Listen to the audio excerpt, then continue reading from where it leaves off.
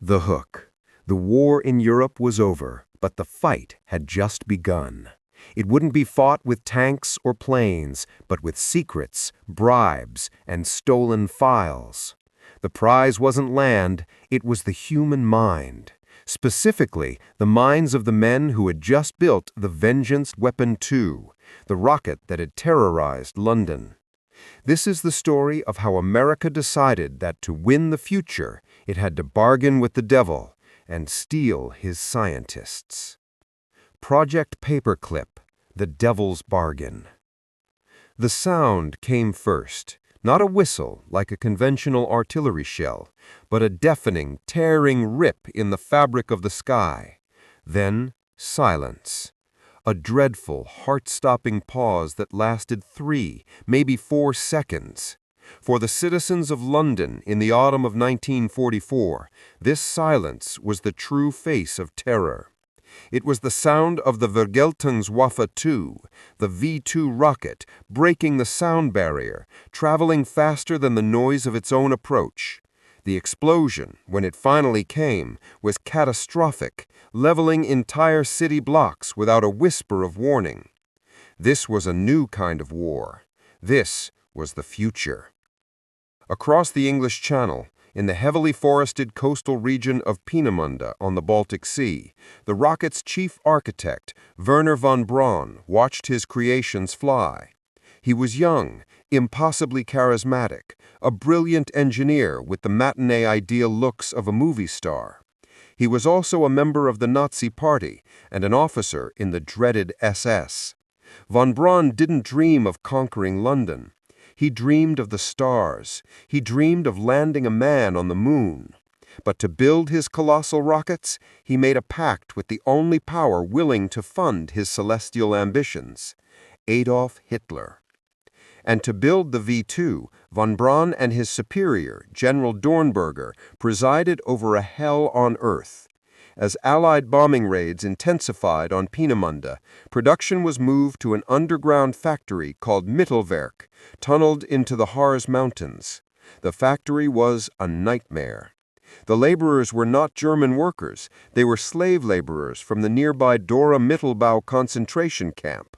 They were French, Polish, Dutch, and Russian prisoners, starved, beaten, and worked to death in 24-hour shifts. They assembled the rockets in suffocating dust, slept in the damp tunnels where they worked, and died by the thousands. More people died building the V-2 rocket than were killed by it in combat. This was the moral stain at the heart of the technology that would one day take humanity to the moon. By early 1945, the war was irrevocably lost for Germany.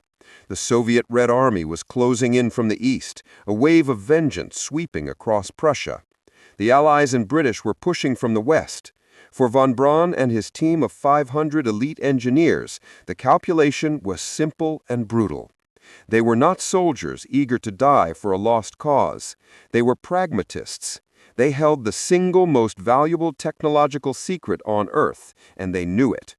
Their knowledge was their only bargaining chip for survival. The choice was stark: surrender to the Soviets, and they would likely disappear into the Siberian gulags, their minds milked for science before being discarded, or surrender to the Americans. Von Braun, an avid consumer of American science fiction magazines, saw the U.S. as a land of resources, ambition, and, crucially, a nation that understood the value of engineering. In March 1945, as the Third Reich crumbled, von Braun and Dornberger organized the escape of their top scientists. They gathered their team, loaded 14 tons of classified rocket blueprints and technical data onto trucks, and drove them deep into the Harz Mountains. They carefully hid the documents in an abandoned salt mine, intending to use them as their ticket to a new life. Then von Braun engineered their escape. He sent his younger brother, Magnus, who spoke English, out on a bicycle to find the advancing American forces. On May 2, 1945, Magnus von Braun approached Private First Class Fred Schnickert of the 44th Infantry Division. "My name is Magnus von Braun. My brother invented the V-2. We want to surrender to the Americans." The American military was stunned by its catch. They hadn't just captured a few scientists, they had captured the entire brain trust of the world's most advanced weapons program. In Washington, D.C., a different kind of war was already underway. The Pentagon knew the V-2 was just the beginning. The next war, they reasoned, would be fought with long-range ballistic missiles, likely armed with the terrifying new atomic bomb being developed in secret at Los Alamos. The Soviets, their uneasy allies, were also hunting for this technology. The race for the future had begun, and the starting pistol was the fall of Berlin. This sparked the creation of a top-secret program, initially codenamed Operation Overcast, later renamed Operation Paperclip. The objective? Find and recruit Germany's top scientists, weapon designers, and engineers, and get them to America before the Soviets could. There was just one enormous problem. President Harry S. Truman had issued a clear directive. The U.S. would not offer haven to ardent Nazis. He wanted German science, but not the German ideology that had poisoned it. This created a dilemma for the men at the new Joint Intelligence Objectives Agency, JIOA, the shadowy organization tasked with the recruitment. They sent agents to interrogate the captured German scientists who were being held at a Bavarian farmhouse codenamed Camp Dustbin. What they found was alarming. Wernher von Braun wasn't just a casual member of the Nazi Party. He was a Sturmbannführer, major, in the SS, personally awarded a medal by Hitler. Arthur Rudolph, the brilliant production chief who had made the V-2 fly, had been the operations director at the Mittelwerk factory, the man who directly oversaw the use of 20,000 slave laborers, of whom at least 6,000 were worked to death. Dr. Hubertus Strughold, the father of space medicine, had been linked to horrific high-altitude and freezing experiments on prisoners at the Dachau concentration camp. These men weren't just scientists, they were, by any reasonable definition, war criminals. Their files were stained with the blood and horror of the Nazi regime. This is where Operation Paperclip moved from simple military recruitment to a deep, systematic conspiracy. The men at the JIOA knew that if these unbleached files reached President Truman's desk, or worse, the press, the entire program would be shut down. The scientists would be tried at Nuremberg, and their priceless knowledge would be lost, or worse, fall into the Soviet hands. So, they began to lie. The U.S. military, in a flagrant violation of its own government's orders, began a process of bleaching the files. They needed to make these men palatable for import into the United States. An agent at the JIOA would receive the file for a brilliant chemist or rocket engineer. The file would clearly state SS officer or active participant in Nazi atrocities. The agent would take a paperclip, a simple, ubiquitous metal office supply, and attach a new fabricated biography to the front of the file. This new cover sheet would omit the inconvenient facts. SS Major became reluctant participant. Overseer of slave labor became forced to work by the regime. Ardent Nazi became never politically active. The paperclip itself was the physical marker of the lie. The incriminating original documents were hidden beneath the new sanitized summary.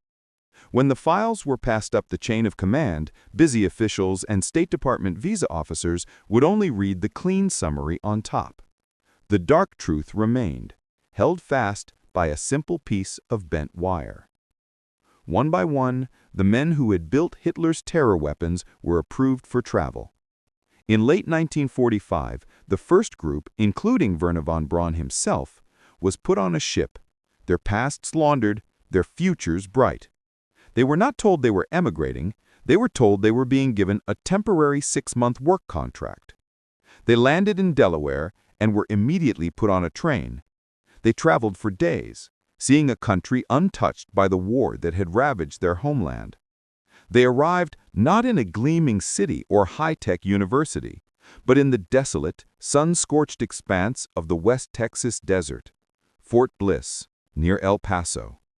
Their new home was a collection of dilapidated army barracks with peeling paint and sputtering plumbing. Their new job was to reassemble the V-2 rockets they had shipped from Germany and teach American soldiers how to fire them. This was not the America they had dreamed of. They were prisoners of peace, unable to leave the base without an escort, their mail censored, their families still trapped in war-torn Germany. The American engineers and soldiers they worked with were deeply suspicious of them. These were, after all, the men who had been trying to kill them just a few months earlier. The irony was palpable.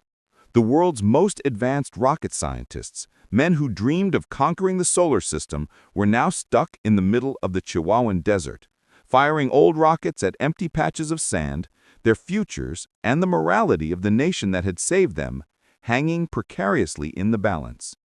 The bargain had been struck, the paperclips were in place, and the consequences of this decision would echo for decades, from the dark tunnels of Mittelwerk to the bright, shining surface of the moon.